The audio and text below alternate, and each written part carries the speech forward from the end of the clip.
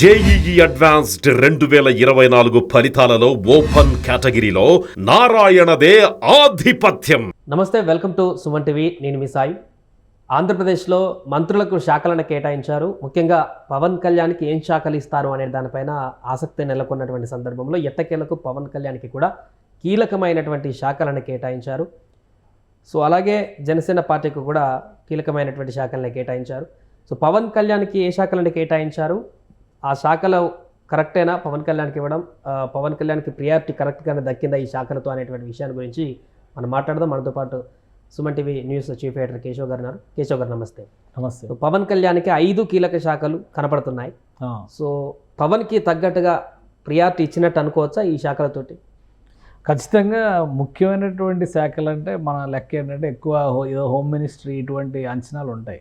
But ఎక్కువ మంది ప్రజలతో కనెక్ట్ అయ్యేటువంటి శాఖలు కావాలని పవన్ కళ్యాణ్ అడిగారు. దానికి తగ్గట్టుగా శాఖల కేటాయింపు జరిగింది. ఆయనకి ఇచ్చినటువంటి శాఖలను ఒకసారి మనం చూస్తే లిస్ట్ పరంగా చూస్తే పంచాయతీరాజ్ రూరల్ డెవలప్మెంట్ ఇది చాలా పెద్ద శాఖ. ఏ గవర్నమెంట్లో అయినా కానీ ప్రతి గ్రామాన్ని, ఎందుకంటే ఇప్పుడు అర్బన్ ఏరియాస్ చాలా తక్కువ ఉంటాయి మన రాష్ట్రంలోనే కాదు మన దేశంలో కూడా అదే పరిస్థితి. సో రూరల్ కనెక్టివిటీతో ఉండేటువంటి శాఖ. అలాగే రూరల్ వాటర్ సప్లై ఇచ్చారు పవన్ కళ్యాణ్కి స్పెసిఫిక్గా. మంచినీటి సరఫరా, సురక్షిత మంచినీరు గ్రామీణ ప్రాంతాల్లో ఇవ్వడం అనేది ఒక ప్రధానమైనటువంటి అంశం. దీనికోసమే కదా ఇంటింటికి కుళాయి నీళ్ళు ఇస్తామని చెప్పని సెంట్రల్ గవర్నమెంట్ ఒక పాలసీ తీసుకొని వచ్చింది. సో అది అంటే ఆ రెండింటిని సమన్వయం చేసుకునేటువంటి complete responsibility employment guarantee schemes, NREGS అంటారు కదా, national Mahatma Gandhi national employment guarantee, rural employment guarantee schemes, పనికి ఆహార పథకం, ఇట్లాంటి పెద్ద పెద్ద పథకం, గ్రామ్ సడక్ యోజన, ఇవన్నీ సెంట్రల్ గవర్నమెంట్ ప్లాన్ చేసేటువంటి పెద్ద పెద్ద పథకాలన్నీ కూడా గ్రామీణాభివృద్ధి శాఖ మీద ఆధారపడే ఉంటాయి. సో అంత కీలకమైనటువంటి శాఖ పవన్ కళ్యాణ్ గారికి దక్కింది. ఆయన కూడా తన మనసులో చెప్పినటువంటి మాట చంద్రబాబు నాయుడు గారు అడిగితే ఆయన మనసు విప్పి చెప్పింది ఏంటంటే ఎక్కువ గ్రామాలతో ఉండేటువంటి శాఖలు ఏది ఉంటే అది నాకు ప్రిఫరెన్స్ ఇవ్వండి అనేటువంటి మాట చెప్పారు అని అన్నారు ఈ మధ్యకాలం. సో అదే తరహాలో రూరల్ వాటర్ సప్లై పెద్ద శాఖ ఉంది. ఎన్వైరన్మెంట్ అండ్ ఫారెస్ట్, ఈ అటవీ పర్యావరణ శాఖ కూడా చాలా ముఖ్యమైనది. గతంలో మనం చూస్తే నీరు మీరు కార్యక్రమం కావచ్చు, అలానే పట్టణ వనాల అభివృద్ధి పథకం, ఇప్పుడు పచ్చదనం పరిశుభ్రత లాంటి సిటీల్లో చేస్తే హరితహారం లాంటివన్నీ కూడా తెలంగాణలో హరితహారం చేస్తారు. ఇవన్నీ కూడా అటవీ శాఖ టేకప్ చేసేటువంటి ప్రాజెక్టులు. జనరల్గా పవన్ కళ్యాణ్కి పర్యావరణం మీద కొంత ఇంట్రెస్ట్ ఎక్కువ కాబట్టి కేటాయించారనుకోవచ్చు. ఖచ్చితంగా ఆయన అభిరుచికి తగ్గట్టుగానే ఆ శాఖలు ఇచ్చినట్టుగా మనం చూడాలి. ఇప్పుడు మన దేశంలో 23%, వాస్తవానికి మన దేశంలో ఉన్నటువంటి భౌగోళిక స్వరూపాన్ని బట్టి చూస్తే కనుక కనీసం 33% అటవీ ప్రాంతం. అంటే అటవీ ప్రాంతం అంటే వన్యమృగాలతో కూడినటువంటి అటవీ ప్రాంతమే కాదు, పచ్చదనం ఉండాల్సినటువంటి అవసరం ఉంది. కానీ మన రాష్ట్రంలో చూస్తే కూడా అది 23% లేనటువంటి పరిస్థితి ఉంది. సో ఆంధ్రప్రదేశ్లో కానీ తెలంగాణలో కానీ దక్షిణాది రాష్ట్రాల్లో ఎక్కడైనా కానీ చాలా చోట్ల అర్బన్ ఈ ఫారెస్టేషన్ అనేది చాలా ఇంపార్టెంట్ అనేటువంటి మాట మనం చాలాసార్లు విన్నాం. సో అదే తరహాలో ఇప్పుడు ఈ అటవీ పర్యావరణ శాఖ ద్వారా చేసేది ఏంటంటే పర్యావరణం. మీకు ఇంకోటి గమనిస్తే జనసేన పార్టీ మన నుడి మన గుడి అని కొన్ని కార్యక్రమాలు, మన నది మన నుడి ఇటువంటి కార్యక్రమాలు నిర్వహించింది. సంస్కృతికి సంబంధించి కానీ అలానే పర్యావరణానికి సంబంధించి నదుల పరిరక్షణ మీద పవన్ కళ్యాణ్ గారు ఒక ఆందోళన చేశారు కొంతకాలం పాటు. ఆయన కొన్ని నల్లమల్ల అడవులకు సంబంధించి కూడా అప్పుడు యురేనియం దాని మీద ఆందోళన చేశారు. కాబట్టి ఆయనకి ఆ పర్యావరణ పరిరక్షణ అనేది చాలా అత్యవసరం భవిష్యత్ తరాలకి అనేటువంటి అవగాహన ఉంది. కాబట్టి ఆ శాఖను కూడా కేటాయించి, ఇంకోటి science and technology. Science and technology కూడా శాస్త్రీయత అనేది ప్రతి అంశంలోనూ మనకు అవసరం. కాబట్టి ఇటు మోడర్న్ ఎలిమెంట్ ఉంది ఆయనకి ఇచ్చినటువంటి శాఖల్లో, గ్రామ ప్రాంతాలకు కావాల్సినటువంటి ఆధారభూతమైనటువంటి అంశాలు ఉన్నాయి. అందుకనే చాలా ముఖ్యమైనవి. పైగా పెద్ద శాఖలే 2 శాఖలు ఆయనకి దక్కినట్టు. మొత్తంగా మనం బైఫర్కేట్ చేసి చూస్తే 3 ప్రధానమైనటువంటి శాఖలు, గ్రామీణాభివృద్ధి, పంచాయతీరాజు, రూరల్ వాటర్ సప్లై, ఇవన్నీ ఒక శాఖగా చూస్తే, ఫారెస్ట్ ఎన్విరాన్మెంట్ పర్యావరణం అటవీ శాఖను ఒక శాఖగా చూస్తే, సైన్స్ అండ్ టెక్నాలజీ ఇంకొక శాఖ. అంటే 3 ప్రధానమైనటువంటి శాఖలు పవన్ కళ్యాణ్ గారికి దక్కినాయి. ఆయనకి గతంలో ఉన్నటువంటి అభిరుచులు కానీ, గతంలో చెప్పినటువంటి మాటలు కానీ, నదుల పరిరక్షణ లాంటి అంశాలు కానీ, పర్యావరణ పరిరక్షణ లాంటి అంశాలు కానీ ఒక విధాన రూపంలో, పథకాల రూపంలో ప్రజల్లోకి తీసుకెళ్లేటువంటి ఇప్పుడు వోల్టా చట్టం లాంటివి తీసుకొచ్చారు గతంలో. ఎందుకంటే ఒక మొక్కను నాటితేనే మనకి భవిష్యత్తు ఉంటుందన్న ఉద్దేశంతో ఒక మొక్కను తొలగిస్తే ఇంకో మొక్క నాటాలి, ఇలాంటి స్కీమ్స్ చాలా తీసుకొచ్చారు. చంద్రబాబు నాయుడు గారు గవర్నమెంట్ ఉన్నప్పుడు నీరు మీరు ఇవన్నీ చాలా పాపులర్ స్కీమ్స్ గతంలో. సో అటువంటి వాటికన్నిటికీ మరొకసారి ఉత్తేజం తీసుకొచ్చేది. అలానే కేంద్ర ప్రభుత్వం కూడా, నరేంద్ర మోడీ కూడా స్వచ్ఛ భారత్ లాంటివన్నీ కూడా ఈ పర్యావరణ శాఖల ద్వారానే నిర్వహించారు. కాబట్టి అన్నిటికీ కూడా స్పెషల్ ఫండ్స్ కూడా కేంద్ర ప్రభుత్వం నుంచి దీనికి సంబంధించి రావడానికి అవకాశం ఉంటుంది. సెంట్రల్ గవర్నమెంట్ నుంచి మేజర్గా గ్రామీణాభివృద్ధి శాఖ తీసుకునేటువంటి ప్రతి పథకాన్ని కూడా ప్రతి రాష్ట్రం అమలు చేస్తుంది. ఆ పథకాలను అమలు చేసేటువంటి క్రమంలో కూడా ఆంధ్రప్రదేశ్కి ఇది చాలా ముఖ్యమైనటువంటి శాఖగా మారే అవకాశం ఉంటుంది. చంద్రబాబు నాయుడు గారు గత ప్రభుత్వంలో ఇది ముఖ్యమైన శాఖ కాబట్టే నారా లోకేష్ గారు హోమ్ మినిస్ట్రీ తీసుకోలేదు కదా. పంచాయతీరాజ్ శాఖ, Panchayati Raj rural development plus IT పరిశ్రమల శాఖని ఆయన నిర్వహించారు గత గవర్నమెంట్లో 2014-2019 గవర్నమెంట్లో. సో అంత ప్రాధాన్యం ఉన్నటువంటి శాఖనే ఇచ్చినట్టుగా మనం భావించాల్సి ఉంటుంది జనసేన పార్టీ అధినేతకు సంబంధించి. డిప్యూటీ సీఎం అనే దాన్ని ఆల్రెడీ ఈసారి అధికారికంగా ప్రకటించారు. అందులో అది కూడా మనం గమనించాలి. ఎందుకంటే ఇప్పుడు మినిస్ట్రీ స్ప్లిట్ విషయంలో రిలీజ్ చేసినటువంటి నోట్లో చంద్రబాబు నాయుడు చీఫ్ మినిస్టర్, ఆయనకి ఏమేమి అలాట్ చేశారు, GAD, law and order, public enterprises and all other portfolios. ఎందుకంటే జనరల్గా అన్ని పోర్ట్ఫోలియోస్ ఏవైతే అలాట్ కాని ఉంటాయో అవన్నీ కూడా సీఎంకి రెస్పాన్సిబిలిటీ వస్తుంది అనమాట. సో నెక్స్ట్ ఇమీడియట్ పొజిషన్ ఏంటి, Konidela Pawan Kalyan deputy chief minister. So ఇది అధికారికంగా మొదటిసారి ఇందులో నోటిఫై చేశారు. ఇక్కడ నుంచి ఆయనని డిప్యూటీ చీఫ్ మినిస్టర్ గారు, ఇప్పుడు ఎన్ని శాఖలు చీఫ్ మినిస్టర్ అంటే చీఫ్ మినిస్టర్ అంతే కదా, ఆయన కూడా శాఖలు చూస్తారు. మనం చీఫ్ మినిస్టర్ అనే అంటాం కదా. ఇక్కడ GAD, law and order, public enterprises, all other portfolios not allotted to ministers అని చెప్పని చీఫ్ మినిస్టర్ దగ్గర ఉంది. Pawan Kalyan deputy chief minister, Panchayati Raj, rural development, rural water supply, environment, forest, science and technology. So ఈ list అంతా ఉంది. సో ఇలా list అంతా పెట్టిన దాంతో ఈ లిస్ట్ కంటే కూడా ఇక్కడ ప్రాధాన్యం మనం చూడాల్సింది ఏంటంటే డిప్యూటీ సీఎం అనేది. అలాగే ప్రధానంగా ఈ యొక్క లిస్టులో, వాళ్ళు ఇచ్చినటువంటి లిస్టులో డిప్యూటీ సీఎం అనేటువంటి ఒక పేరును కూడా మెన్షన్ చేస్తారు. ఇప్పటి వరకు చిరంజీవి ట్వీట్ పెడతానో లేకుంటే బయట వాళ్ళు చెప్తానే అనేటువంటి టాకే నడిచింది, కానీ అధికారికంగా చంద్రబాబు ప్రకటించినట్టుగా అయింది. సో మంత్రుల శాఖలతో పాటుగా ఇక నుంచి పవన్ కళ్యాణ్ డిప్యూటీ సీఎం.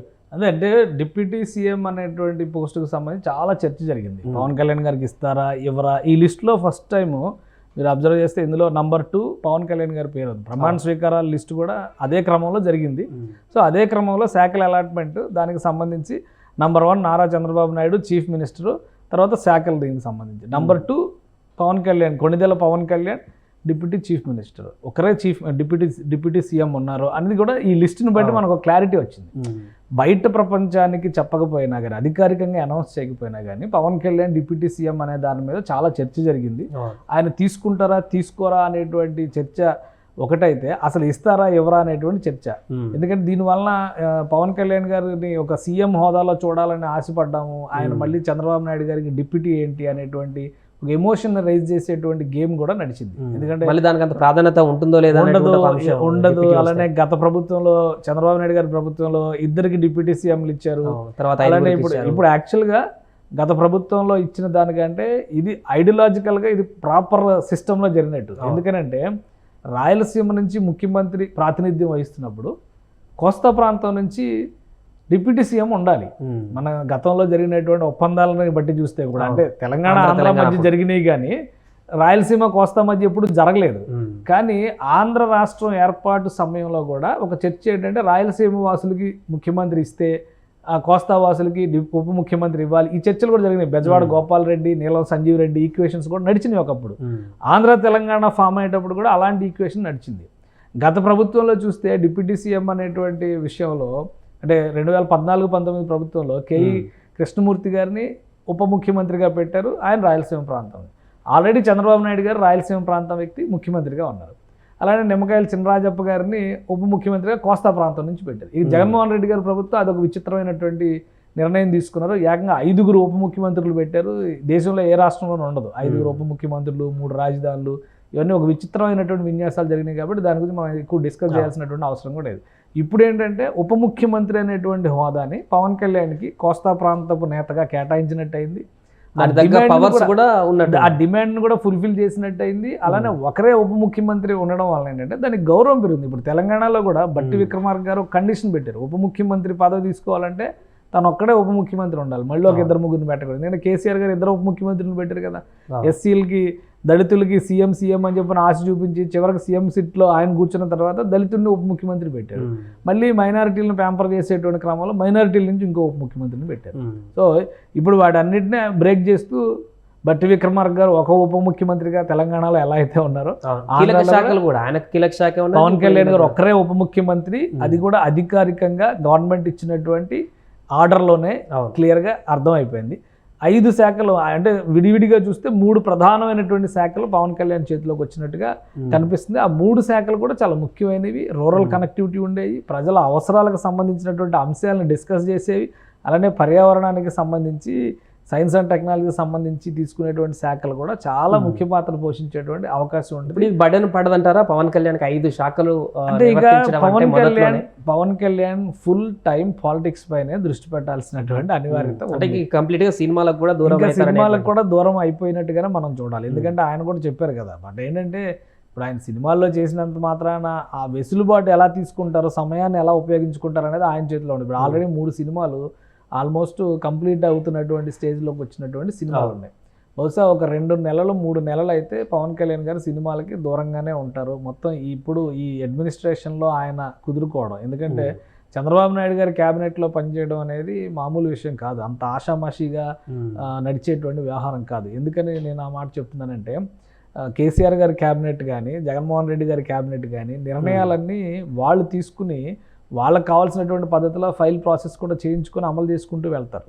కానీ మినిస్ట్రీ ద్వారా చేయించడం అనేది చంద్రబాబు నాయుడు గారికి ఉండేటువంటి ప్రత్యేకత. ఆయన పెట్టిన సిస్టమే అది. జగన్మోహన్ రెడ్డి గారు కూడా కొన్ని చోట్ల ఇబ్బంది పడింది ఏంటంటే, ఇప్పుడు సిఎఫ్ఎంఎస్ పేరుతో నిధులు రిలీజ్ చేసేటువంటి ప్రతి అంశాన్ని సిఎఫ్ఎంఎస్ పేరుతో ఒక సిస్టమ్ జనరేట్ చేశారు. ఫైల్ ప్రాసెస్కి సంబంధించి ఈ ఆఫీస్ అంతా కూడా టెక్నికల్గా సిస్టమ్స్ మీదే నడుస్తుంది. ఫిజికల్ పేపర్స్తో ఫైలింగ్ పుటప్ చేయడం అనేది లేదు. తెలంగాణలో ఇప్పటికీ అదే నడుస్తుంది. కానీ చంద్రబాబు నాయుడు గారు 2014లోనే ఆ కొత్త సిస్టమ్ తీసుకొచ్చి అంతా ఈ ఫైలింగ్ మీద నడిపిస్తారు. అంటే కంపల్సరీ మీరు ఎక్కడున్నా కానీ ఆ ఫైల్ మీ దగ్గరకు వస్తుంది. ఆ ఫైల్ అర్ధరాత్రి అయినా అపరాత్రి అయినా కానీ అర్జెన్సీ ఉన్నప్పుడు దాన్ని రిఫర్ చేసేటువంటి వెసులుబాటు ఉంది. ఫిజికల్ ఫైలింగ్స్లో ఏంటంటే ఎవరి అవసరాలు తగ్గట్టుగా వాళ్ళు డేట్లు మార్చుకుంటారు, మనుషులు మార్చుకుంటారు. మొత్తం ఫైల్ అంతా తేడాగా ఉందంటే అంతా చింపి బయటపడేసి మళ్ళీ కొత్త ఫైల్ రాసుకొని పాత డేట్లతో ప్రాసెస్ చేసేటువంటి వెసులుబాటు ఉంది. కాబట్టి చంద్రబాబు నాయుడు గారితో పనిచేయడం అనేది కొంచెం క్లిష్టమైనటువంటి అంశం. ఈ టెక్నాలజీని ఇందులో కలుపుకొని ఇప్పుడు చూడండి, మీరు ఇప్పుడు జియోలన్నీ బయటకు వస్తున్నాయి. జగన్మోహన్ రెడ్డి గారి గవర్నమెంట్లో ఒక జియో కూడా బయటికి రాలా. అలానే కేసీఆర్ గారి గవర్నమెంట్లో కూడా ఒక జియో బయటికి రాలా. చంద్రబాబు నాయుడు గారి గవర్నమెంట్లో 2014-19 మధ్యకాలంలో GOIR అనేటువంటి ఒక వెబ్సైట్లోకి వెళ్తే ఆల్ గవర్నమెంట్ జియోస్ ఎక్సెప్ట్ కొన్ని సీక్రెట్ జియోలు ఉంటాయి. ఆ కొన్ని మినహా ఆల్మోస్ట్ 95% జియోలు పబ్లిక్ డొమైన్లో ఉండేవి. ఓపెన్ చేస్తే ఎవరైనా కానీ ఆ జియో నెంబర్ కొడితే తీసుకునేటువంటి అవకాశం, ఎందుకంటే ఆ శాఖ ఆ జియో నెంబర్ కొడితే ఆటోమేటిక్గా వచ్చేసేటువంటి పరిస్థితి ఉంటుంది. ఈ జగన్మోహన్ రెడ్డి గారికి సంబంధించి ఏ జియోలు అపాయింట్మెంట్ల దగ్గర నుంచి ఏ జియోలు బయటికి రాలా. సో ఇవన్నీ కూడా ఆయన ట్రాన్స్పరెంట్గా చేసేటువంటి ప్రయత్నాలు చేస్తారు. కాబట్టి పనితీరు విషయంలో పవన్ కళ్యాణ్ గారు వీలైనంత అక్కడ నేర్చుకోవడానికి, ప్రభుత్వ వ్యవస్థలు నడిపించే విధానాన్ని అర్థం చేసుకోవడానికి వెసులుబాటు ఉంది. అందుకని ఒక 2-3 నెలలు కంప్లీట్గా ఆయన ఈ వ్యవహారాల మీదే ఫోకస్ చేసేటువంటి అవకాశం ఉంటుంది. తర్వాత సమయాన్ని చూసుకుని షెడ్యూల్స్ ఏమన్నా షూట్ చేసి కంప్లీట్ చేయాల్సినటువంటి సినిమాలు కంప్లీట్ చేసే అవకాశం ఉండొచ్చేమో. రైట్. అలాగే ఫైనల్గా ఒకటి జనసేన పార్టీ నుంచి ఉన్నటువంటి మిగతా ఇద్దరు, పవన్ కళ్యాణ్తో కాకుండా మిగతా ఇద్దరికి, సో వారికి కూడా శాఖలు కేటాయించారు. సో ప్రియారిటీ వైజ్గా పార్టీకి పవన్ కళ్యాణ్తో పాటు మిగతా వారికి కూడా మంచి ప్రియారిటీ ఇచ్చినట్టు అనుకోవచ్చు ఆ శాఖ? ఖచ్చితంగా. ఎందుకంటే ఇప్పుడు సివిల్ సప్లైస్ అనేది చాలా ముఖ్యమైనటువంటి శాఖ. నాదెండ్ల మనోహర్ గారికి సివిల్ సప్లైస్, కన్జ్యూమర్ అఫైర్స్ కూడా చాలా ముఖ్యమైనది. కన్జ్యూమర్ అఫైర్స్ మనం పెద్దగా ఫోకస్గా చూడం, కానీ దానిలో చాలా డెప్త్ ఉంటుంది. అలానే ఫుడ్ అండ్ సివిల్ సప్లైస్లో ఇప్పుడు ₹2 కిలో బియ్యం అనే ఏవైతే మొదలు పెట్టారో అలాంటి మోస్ట్ ఫ్యాషనబుల్ స్కీమ్స్ అన్నీ అక్కడి నుంచే నడిచినాయి.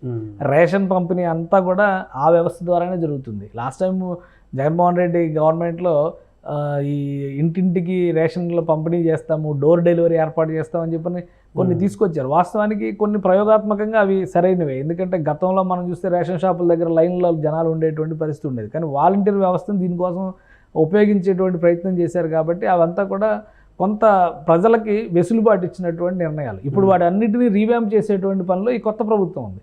సో సో చాలా బృహత్తరమైనటువంటి బాధ్యత సివిల్ సప్లైస్ మినిస్ట్రీ మీద ఉంటుంది. నాదెండ్ల మనోహర్ గారికి గతంలో మంత్రిగా చేసిన అనుభవం లేకపోయినా స్పీకర్గా కానీ రాజ్య వ్యవస్థలపైన అవగాహన ఉన్నటువంటి నాయకుడు కాబట్టి ఖచ్చితంగా ఆయన దాన్ని సమర్థంగా నిర్వహించేటువంటి అవకాశాలు ఎక్కువ ఉంటాయి. అలానే ఇంకో శాఖ కందులు దుర్గేష్ గారికి ఇచ్చినటువంటి శాఖ tourism, culture, cinematography. Actually cinematography కూడా పవన్ కళ్యాణ్ గారికి ఇస్తారేమో అనుకున్నారు.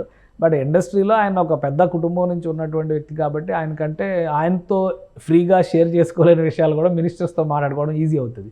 కాబట్టి కందులు దుర్గేష్ గారికి మినిస్ట్రీ, టూరిజం, కల్చర్ ఈ 3 శాఖలు కూడా చాలా ముఖ్యమైనటువంటి శాఖలు. గత క్యాబినెట్లో రోజా గారు నిర్వహించినటువంటి శాఖలు. కాబట్టి ఇవి టూరిజం అండ్ కల్చర్ చాలా ముఖ్యమైన శాఖ. గతంలో చంద్రబాబు నాయుడు గారు గవర్నమెంట్ 99లో కానీ 2014లో కానీ చాలా కార్యక్రమాలు టూరిజం అండ్ కల్చర్ కింద నిర్వహించారు. ఇప్పుడు టూరిజం ఓన్లీ ఆడుదాం ఆంధ్ర పేరుతో ఉండిపోయింది. కానీ అప్పుడు సండే కొన్ని స్పెషల్ ప్రోగ్రామ్స్ పెట్టి చంద్రబాబు నాయుడు గారు గవర్నమెంట్లో ఈవెన్ ఆంధ్రప్రదేశ్ ఫెస్టివల్ అని చెప్పని పెద్ద కళాకారులతో కార్యక్రమాలు నిర్వహించి ఇవన్నీ కూడా జరిగినాయి. సో ఇప్పుడు మళ్ళీ ఒకసారి శిల్పారామం వ్యవస్థలన్నీ డెవలప్ చేసింది టూరిజం అండ్ కల్చర్ డిపార్ట్మెంటే కదా. హరిత గెస్ట్ హౌస్లు కానీ, పౌర్ణమి రిసార్ట్స్ కానీ ఇవన్నీ తీసుకొచ్చింది టూరిజం అండ్ కల్చర్ ద్వారానే తీసుకొచ్చారు. సో ఇది కూడా ఒక చాలా మేజర్ రిక్రియేషన్ ఇదవుతుంది. రాబోయే రోజుల్లో అమరావతి ఆ పరిసర ప్రాంతాల్లో టూరిజంకి వాటికి చాలా ప్రయారిటీ ఉన్న ప్రాజెక్టులు ఉన్నాయి. కాబట్టి ఒక పెద్ద శాఖ కింద మారే అవకాశాలు ఉన్నాయి. టూరిజం, కల్చర్ దాని కింద కొన్ని కార్పొరేషన్స్ ఉన్నాయి. కాబట్టి ఇవన్నీ కూడా వస్తాయి. ఈ తెలంగాణ గవర్నమెంట్లో మనం చూస్తే తెలంగాణలో చాలా వరకు డెవలప్డ్ ఏరియాస్, అంటే ముఖ్యంగా పర్యాటక పరంగా డెవలప్డ్ ఏరియాస్ ఉన్నాయి కాబట్టి చాలా పెద్ద శాఖలా కనిపిస్తుంది. ఆంధ్రప్రదేశ్కి ఏంటంటే కోస్టల్ బెల్ట్లో చాలా యాక్టివిటీస్ టేకప్ చేయడానికి అవకాశం ఉంటుంది. ఆ శాఖకు ఉండేటువంటి వెసులుబాటు, గతంలో చేసినటువంటి కార్యక్రమాలు కానీ ఇవన్నీ మనం దృష్టిలో పెట్టుకొని చూస్తే ఇది కూడా చాలా పెద్ద శాఖ అవుతుంది. మొత్తం మీద మిత్రపక్షాలకి ఇచ్చినటువంటి 3 శాఖలు కూడా, ముఖ్యంగా జనసేన పార్టీకి దక్కినటువంటి 3 శాఖలు, ముగ్గురు మంత్రులకి దక్కినటువంటి శాఖలు. ఎందుకంటే మొత్తం కలిపి చూస్తే 7-8 శాఖలు కనిపిస్తున్నాయి అక్కడ. నాదెండ్ల మనోహర్ గారికి 2 శాఖలు వచ్చినాయి, కందులు దుర్గేష్ గారికి 2 శాఖలు వచ్చినాయి, పవన్ కళ్యాణ్ గారికి 3 శాఖలు వచ్చినాయి. అంటే డివిజన్స్ కింద మనం చూస్తే ఇంకా చాలా ఉంటాయి. అంటే మొత్తం కలిపి చూస్తే 7 శాఖలు వచ్చినట్టుగా కనిపిస్తుంది. 7 ప్రధానమైనటువంటి శాఖలు ఇందులో కనిపిస్తున్నాయి. కాబట్టి ఖచ్చితంగా మిత్రపక్షాలకి సరైనటువంటి నిర్ణయం తీసుకున్నారు. అన్నిటికీ మించి డిప్యూటీ సీఎం అనేటువంటి మాటని కన్ఫర్మ్ చేశారు.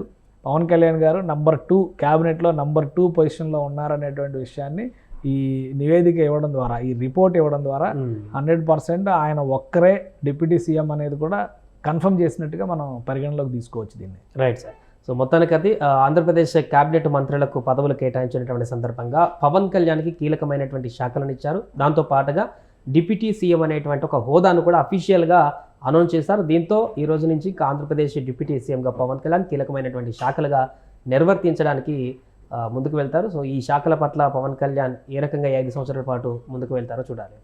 సుమన్ టీవీలో మీ పర్సనల్ అండ్ బిజినెస్ ప్రమోషన్స్ కోసం కింది నెంబర్కి కాంటాక్ట్ చేయండి.